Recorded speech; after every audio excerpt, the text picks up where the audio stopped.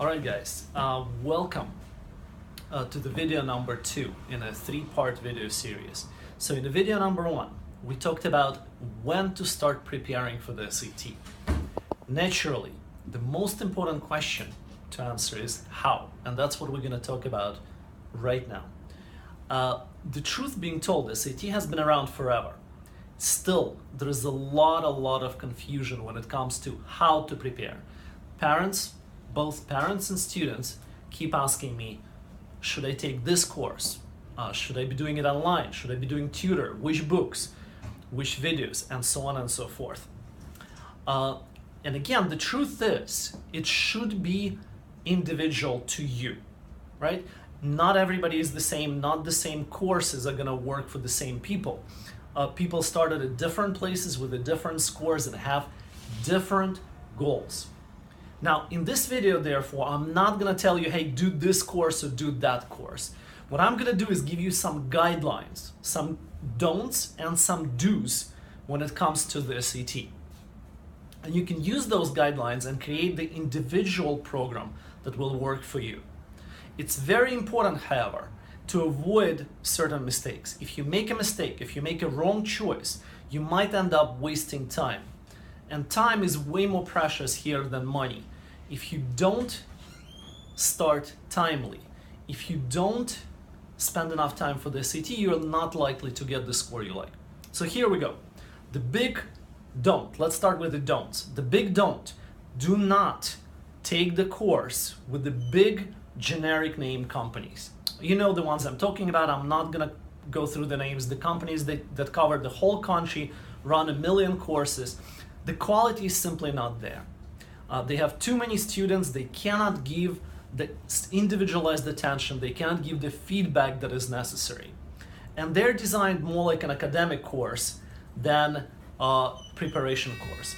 Remember we talked about it in video 1, sorry, I'm here in the office, so I'll have people going by. Remember we talked in the video 1 how SAT really does take a lot of practice. It's practice.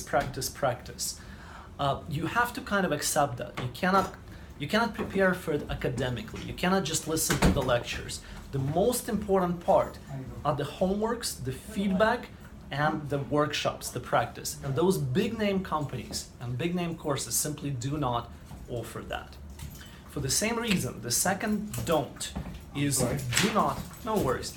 The second one is do not do the boot camps. They're simply too short. There's simply not enough time in 1 month to prepare for the SAT. The online or the live boot camp doesn't really matter, just not enough time.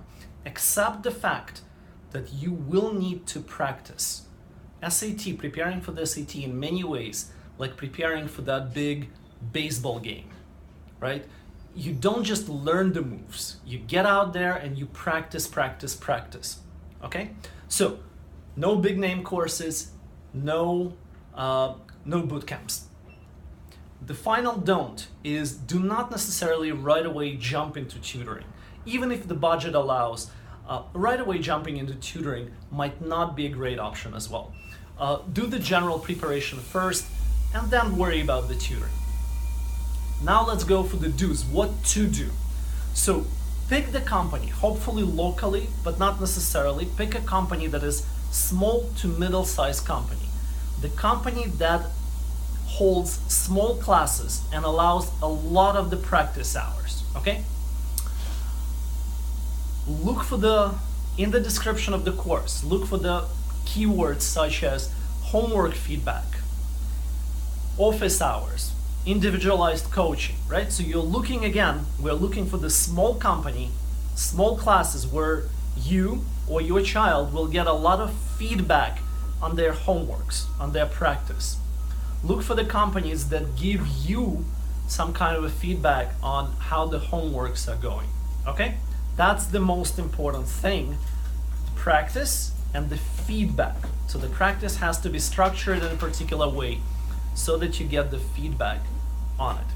And that's essentially it. It could be the online course. If you or your child feels comfortable with an online, it could be online. Just look for the office hours. Even the online courses offer the office hours these days.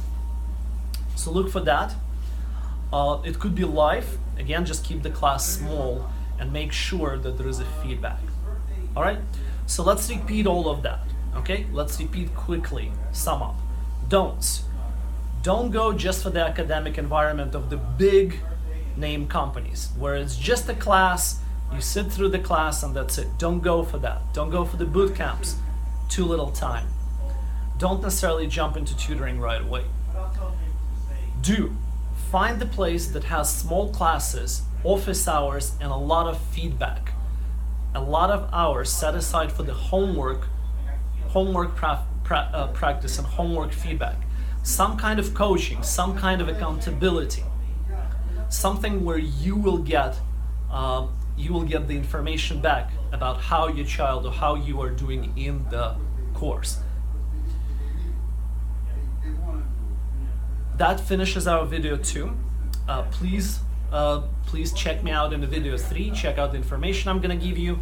In the video 3, we'll finish it up by talking about 3 things, other 3 things that are important: vocabulary, essay, how to build up those, and we'll also talk about PSAT. Is it important or not? How, if at all, to prepare for that.